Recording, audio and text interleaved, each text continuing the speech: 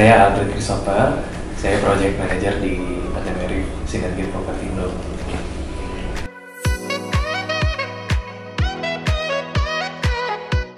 Lagi ngerjain di Kalimantan Selatan, jadi bikin cottage. Cottage itu kayak ya semacam hotel, bukan hotel, karena ini kan dia pribadi. Jadi dia bikin kamar, terus di atasnya ada helipad. Jadi ketika nanti owner atau klien saya ini mau ke situ nginap, dia pakai helikopter mendarat, langsung dia bisa stay di situ gitu, di pulaunya itu.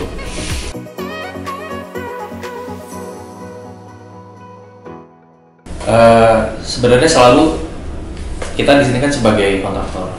Biasanya kalau misalnya di project selalu ada 3, pertama klien, terus di bawahnya ada 2, yaitu konsultan perencana dan kontraktor. Nah biasanya owner bikin desain ke arsitek dulu, konsultan perencana. Maka tentuin spek awal, oh ini furniturnya mau kayak gini. Nah setelah ada desain kayak gitu baru ditenderkan ke kontraktor. Nah kita Merif sebagai kontraktor, kita tuh selalu terima gambar mentah. Nah nanti dari gambar mentah yang ada kita lihat, oh ini possible, ini nggak possible, ini cocok dengan tema yang mau dikejar, ini nggak cocok. Nah nanti kita ubah semua, kita adjust sesuai dengan kebutuhan, terus kita ajuin lagi ke owner dan ke konsultan perencanaan. Ini oke nggak nih? Menurut kita paling possible adalah yang spek yang seperti ini. Nah setelah proses itu selesai, tanda tangan, semua setuju, baru kita jalan. Bisa kayak gitu.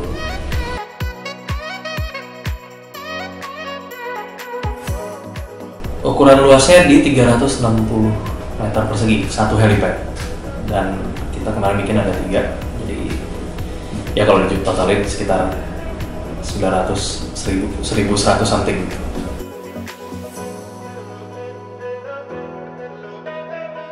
Strukturnya kita pakai Steelworks dengan beban maksimal 10,5 ton. Terus untuk arsitektur itu kita pakai, untuk dinding kita rangka besi galvanis. Kenapa harus galvanis? Karena itu kan di tengah pulau. Udara pantai itu ya jahat banget lah kalau sama besi. Dia korosinya waduh bener-bener cepat banget. Nah besi galvanis ini dia anti karat, jadi bisa lebih tahan lama untuk menghadapi situasi kondisi yang ada di sana. Nah habis itu dari besi rangkanya kita tutup pakai insulation, pakai rock wool, terus kita tutup lagi pakai backing tripleknya pun bukan triplek yang biasa, tapi pakai marine plywood. Marine plywood itu biasa digunakan di kapal laut, jadi benar-benar dia kalau kena air dia nggak akan rusak. Itu oke banget lah untuk areal di tengah laut. Terus untuk dindingnya kita pakai kayu ulin yang dikenal juga sebagai kayu besi. Satu-satunya kayu yang kalau dilempar ke laut langsung tenggelam gitu. Kalau biasa kan orang punya perspektif kalau kayu pasti ngambang gitu. Kalau ini enggak, untuk yang ini enggak, dia padat banget dan dia berat banget. Terus kalau kena cuaca yang buruk, dia nggak akan rusak. Paling berubah warna aja, berubah warna sama sedikit retak. Cuma untuk ketahanannya dia sangat-sangat kuat banget.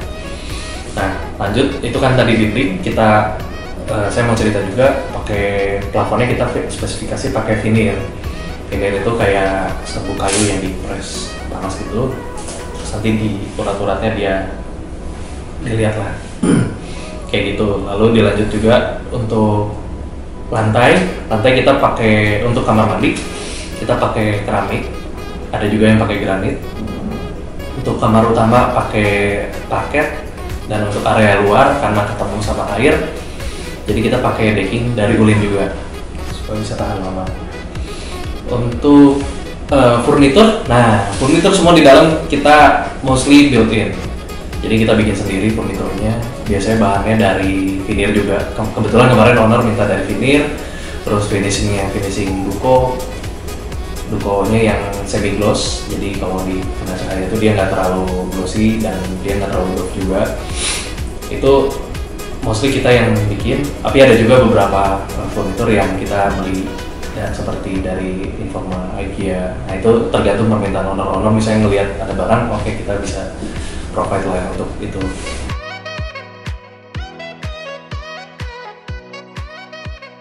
Kita punya tantangannya lah masing-masing ya.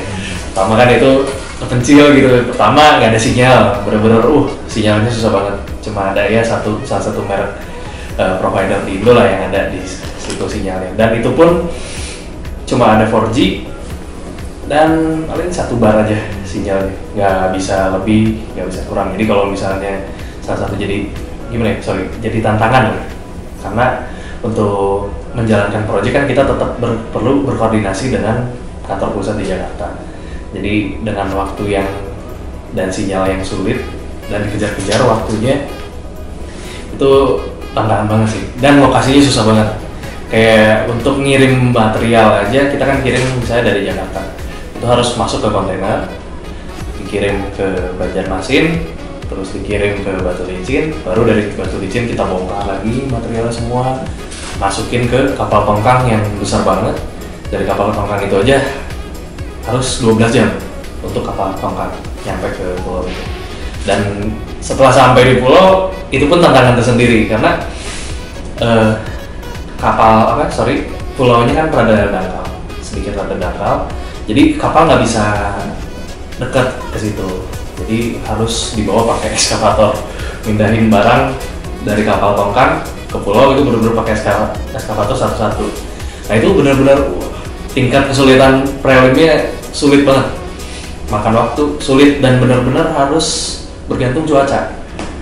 Ya karena cuaca di sana kan badainya kita nggak tahu kapan, terus pasang surutnya pun benar-benar harus dilihat tabel. Ini tanggal segini pasang, ini harus ngirimnya jam sekian, harus benar-benar presisi, semua harus diperhitungkan dengan matang.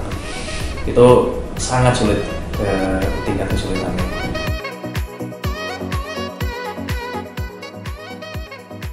Waktu itu kita targetin 6 bulan. Kita mulai di tanggal 14 Mei, kita serah terima di November tanggal 14. Ya, mendekati lah ya, sekitar 6 bulanan. Cukup mencapai target yang kita sudah rencanakan gitu. Ya.